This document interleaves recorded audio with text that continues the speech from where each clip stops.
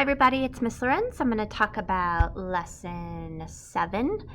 Make sure that you have a correcting pen and your work sitting there so that you can correct any mistakes that you made or you can make your answers better. All right, so in number 1, we're looking at 2 identical copies of the same parallelogram, and that's an important piece hopefully that you read. Maybe you underlined that or circled it so that you would remember. If they're identical parallelograms, that means they have the same area, and that's going to become important in this problem. All right, in the first one, we know that the base of the parallelogram, says the base of the parallelogram on the left is 2 4/10, and that the height is 1.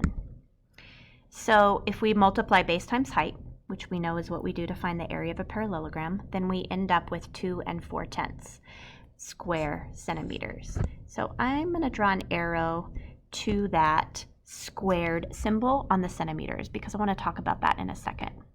So before I get to that, let's go to the next one. The height of the parallelogram on the right is 2 centimeters, but we don't know the base.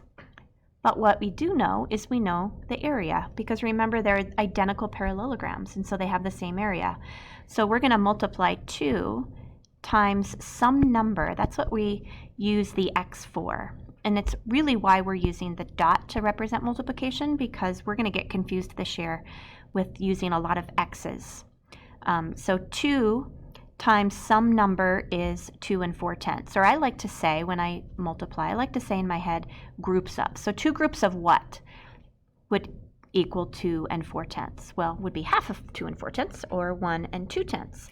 And these are centimeters. So please notice that there's no symbol here like there is here. That's because when we find area, that's what we found in number 1, it's found in square, measured in square units.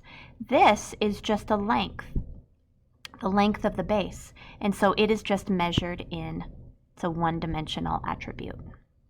All right, measured just in centimeters. Okay, let's go to number 2. On the grid, draw at least 3 different quadrilaterals that can be decomposed into 2 identical triangles with a single cut and show the cut.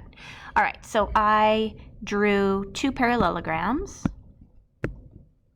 And you can see that I just cut them from diagonal to diagonal, or opposite corner to opposite corner, opposite vertex to opposite vertex. I also drew a rectangle. One of those had to be a non-rectangle, and I made 2 of them a non-rectangle. So there are so many different ways that you could do this, so I'm curious to see how you did it on your work.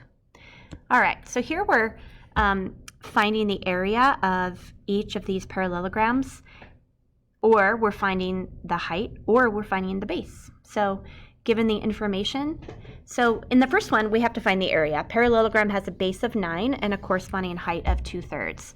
And so you can see that in every single one of these, I started with what I know, which is the formula for finding the area of a parallelogram. It's going to help me regardless of if I'm finding the area or if I'm finding the height or the base.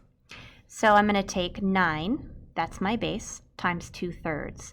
So because, like I said in the last problem, I like to think of multiplication as groups of, I'm looking at 9 groups of 2/3. And if I have 9 groups of 2/3, then I have a total of 18/3.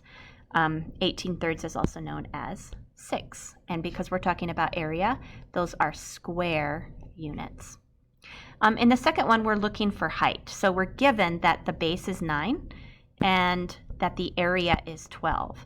So we're going to ask ourselves, 9 times what number is 12? 9 groups of what would give us 12?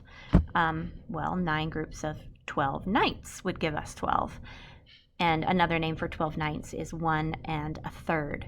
These are just units, people. Let's see if I can move this over.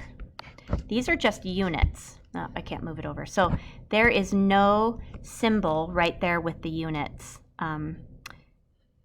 because height is a one-dimensional measure, just measured in this case in units.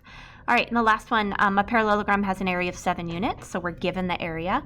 And if the height that corresponds to the base is 1/4, then we have to figure out what is the base. So again, back to the meaning of multiplication, 1/4 of what number is 7? Well, I know that 1/4 of 28 is 7, so my base has to be 28. And if you look here, Again, there's nothing, I don't have a number right here, and that's because the base is a one-dimensional attribute and it is not measured in square units. All right, number 4, list all the segments that could represent a corresponding height if n is the base. So guys, n is the base here. Ooh, that's blurry. There it goes. So n is the base here. So I'm looking for the pairs that meet this base at a 90-degree angle. And so this is one 90-degree angle, and this is a 90-degree angle. So there are only 2 lines that meet perpendicularly to n, and that's H and G. Last one, to decompose a quadrilateral into 2 identical shapes, Claire drew a dashed line as shown in this diagram. And the area of the rectangle on the right is 8 square units, and I found that by just multiplying 2 times 4. And then if we look at finding the area of the triangle here on the right, we're going to do 4 times 4, right? Because if it was a full square, it would be 4 times 4, but it takes up half of the 4 times 4. So I did 4 times 4 divided by 2. 4 times 4 is 16, divided by 2 is 8 square units. So yes, they are identical in area. Did she partition the figure into 2 identical shapes? No, they have the same area, but they're not identical shapes. One is a rectangle, and the other, of course, is a right triangle. All right, that is it for lesson 7. Thanks for listening, everybody.